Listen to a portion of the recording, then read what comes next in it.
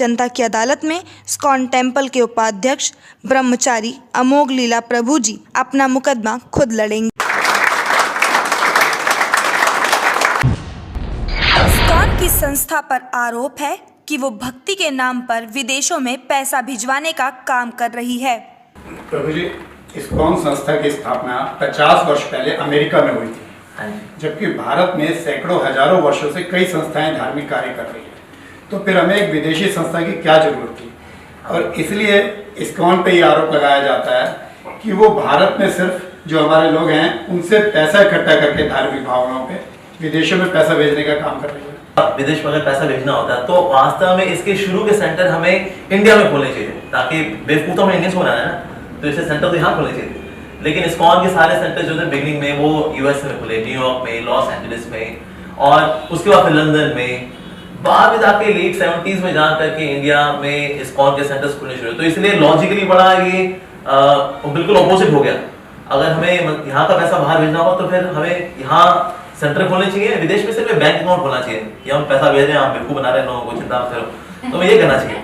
लेकिन हो गया तो उल्टा हो गया, बाहर सेंटर खुल गए, बाहर लोगों की ड्रग्स छूट गई, उनकी गलत आदतें छूट गई, और वैदिक संस्कृति से जो स्पिरिचुअल कल्चर है उससे एक्सपोजर मिला। और आज पूरी दुनिया में अंटार्कटिका को छोड़ करके पूरे विश्व भर में आज इस्कॉन टेम्पल्स हैं, और वहां पर लोगों की बुरी आदतें छूट रही हैं, और लोग बहुत ही सात्विक जीवन जी रहे हैं। इवन चाइना जैसा देश जो कि एक नास्तिक देश है, वहां पर 10,000 हरे कृष्णा डिवोटीज हैं। वो लोग जो कि कुत्ते बिल्ली खाने वाले लोग हैं, वो लोग जो कि चमगादड़ का जूस पीने वाले लोग हैं, आज वो शुद्ध शाकाहारी भोजन पा रहे हैं, वो भी भगवान को भोग लगा करके हरे कृष्णा कर रहे हैं। Oh my God, what a transformation. Russia में भी कोई मंदिर नहीं है, वहां 3.5 लाख हरे कृष्णा डिवोटीज हैं। तो सनातन धर्म का प्रचार प्रसार करने की संस्था है, ये कोई पैसा बाहर भेजने की संस्था नहीं है। आपकी संस्था पर आरोप है कि वो युवाओं का ब्रेन वॉश कर रही है। आपने अपना पूरा जीवन कृष्ण भक्ति को समर्पित कर दिया, ये आपका फैसला है, हम आपके फैसले का सम्मान करते हैं। लेकिन कई माँ बाप इस्कॉन संस्था पे आरोप लगाते रहे हैं कि इस्कॉन संस्था युवाओं का ब्रेन वॉश कर बूढ़े माँ बाप से दूर रहने के लिए प्रेरित करती है। और ये मैं ही नहीं कह रहा, इंडिया टीवी पे भी जब एक बार प्रोग्राम हुआ था, कई माँ बाप वहाँ पर आए थे और उन्होंने भी इस्कॉन पे ये आरोप लगाया था कि आज उनके बच्चे अपने बूढ़े माँ बाप से दूर रह करके इस्कॉन मंदिर में रह रहे हैं। ऐसा इंडिया टीवी में ऐसी प्रोग्राम, ऐसी कवरेज की गई थी। लेकिन मैं साथ ही दर्शकों को बताना चाहूंगा कि इस्कॉन के अंदर 99.9999% लोग गृहस्थ लोग हैं, और हमारे ऐसे ब्रह्मचारी जो हैं वो है 0.0001%। तो ज्यादातर लोग जो है गृहस्थ ही हैं इस्कॉन के अंदर जो कि भक्त होते हैं। लेकिन हाँ, कुछ ऐसे विरले भी होते हैं जो कि ब्रह्मचारी का जीवन लेते हैं समाज की सेवा करने हेतु। जैसे कि हमारे देश में देखें, अगर आप बॉर्डर सिक्योरिटी फोर्स है, बीएसएफ है, बीएसएफ क्या करती है, हमारे देश की जो पॉलिटिकल बाउंड्री है उसकी रक्षा करती है। तो क्या हमें बीएसएफ की आवश्यकता है? बिल्कुल है। ये बीएसएफ के नौजवान अपने परिवार से दूर रहते हैं, अपने माता पिता को छोड़ करके ये बॉर्डर पे हैं ताकि हमारे देश की रक्षा कर सकें, सेवा करते हैं। उसी तरह से जो देश में रहने वाले लोग हैं उनकी मोरालिटी की जो बाउंड्री है, उसमें जो नैतिकता की बाउंड्री है, उसके लिए भी कुछ बीएसएफ के नौजवानों की आवश्यकता पड़ती है। तो वो है ऐसे ब्रह्मचारी भक्त जो कि फुल टाइम डेडिकेट करते हैं, जो समाज में जो लोगों के मेंटल बाउंड्रीज हैं, जो मोरालिटी की बाउंड्री है, उसकी रक्षा करना। नो डाउट ऐसे माता पिता हैं जो कि इतने कंफर्टेबल नहीं है कि उनके बच्चे को ज्वाइन करें फुल टाइम। तो ऐसे में जो है माता पिता के साथ बातचीत की जा सकती है कि बच्चा जो है गृहस्थ बनेगा या नहीं बनेगा, बातचीत की जा सकती है। पर्सनली स्पीकिंग, मैं खुद एक ब्रह्मचारी हूँ, और मेरे माता पिता ने बल्कि मेरे को आशीर्वाद दे करके हरे कृष्णा आंदोलन में फुल टाइम भेजा। हमको बड़ी खुशी है कि हमारा बच्चा अलकायदा ज्वाइन नहीं कर रहा है, वहाँ भी लोग फुल टाइम ज्वाइन करते हैं, लेकिन यहाँ वो हरे कृष्णा ज्वाइन करता है। हम एनकरेज करते हैं ब्रह्मचारी जो है माता पिता से मिले और मिलते भी। और वैसी दुनिया में देखिए लोग माता पिता से दूर जाते हैं, कभी नौकरी के चक्कर में तो कभी छोकरी के चक्कर में, लेकिन माता पिता से दूर जाते हैं सारे के सारे। जॉब लगी उनकी आयरलैंड में, इंग्लैंड में, माँ मैं वहां पर हूँ, फोन में बोलते हैं माँ हैप्पी होली, हैप्पी दिवाली, पैरी पहनना, ये बस फोन पे ही हो पाता है उनका।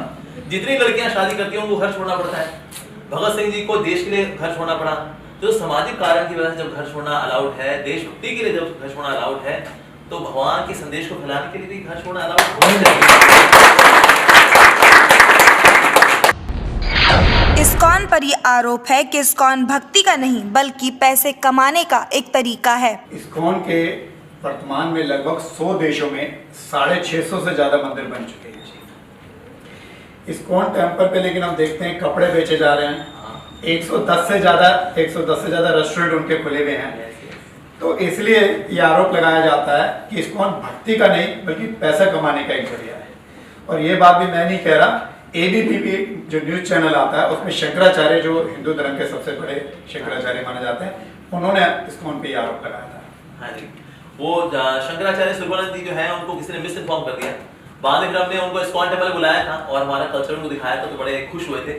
तो पहले उनको उनके शिष्यों ने, चेलों ने थोड़ा कुछ गलत इन्फॉर्मेशन दे दी, क्योंकि कम्युनिकेशन गैप जो है वो एक कलयुग का स्टाइल है, तो वो फ्लेवर हमेशा रहता है। तो उनका कम्युनिकेशन गैप फिर बाद में पूरा हुआ था, जो कि मीडिया संभव कवर नहीं कर पाया था। पर इस्कॉन क्या वाकई में एक ऐसी संस्था है जो कि सिर्फ पैसा कमाने के लिए है? देखिए, पैसा तो हमें चाहिए, ऑनेस्टली स्पीकिंग। अगर तो बोले देखिए आप प्रसाद जो है आप बेचते हो, आपको प्रसाद तो नहीं बेचना चाहिए, ठीक है जी, हमने आपको फ्री में प्रसाद दे दिया। फिर अगले दिन मैं सब्जी मंडी जाऊंगा, मैं कहूँगा भैया आप सब्जी ना फ्री में दे दो मेरे को, हमें भगवान को भोग लगाना ना। तो कहेगा देखिए जी, हम गृहस्थ लोग हैं, हम फ्री में सब्जी नहीं दे पाएंगे, आपको पैसा देना है, दीजिए तभी सब्जी आपके पास जाएगी जी।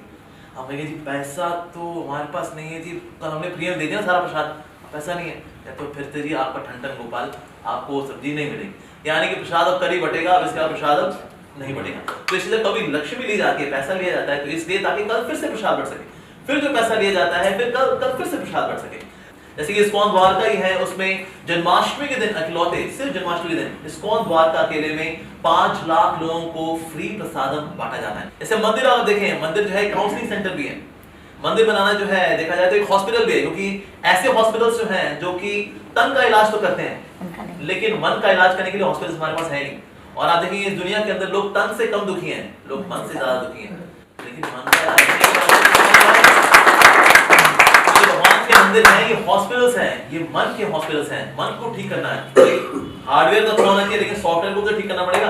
तो सॉफ्टवेयर ठीक करने के लिए है हमारे हरे कृष्णा मंदिर, यहाँ पर लोग आते हैं, काउंसलिंग लेते हैं, उनका मन एकदम चंगा हो जाता है और फिर लाइफ को एक पॉजिटिविटी के साथ जी पाते हैं। तो जब भगवान का एक बड़ा सुंदर सा मंदिर बन रहा है, भले महंगा मंदिर बने, लेकिन उस मंदिर के अंदर ही ऑर्फनेज भी हो गया, स्कूल भी हो गया, हॉस्पिटल भी हो गया, वीजा ऑफिस भी हो गया, अब जान होएगा बच्चे की, इतनी सारी सेवा एक साथ होते हुए समाज में।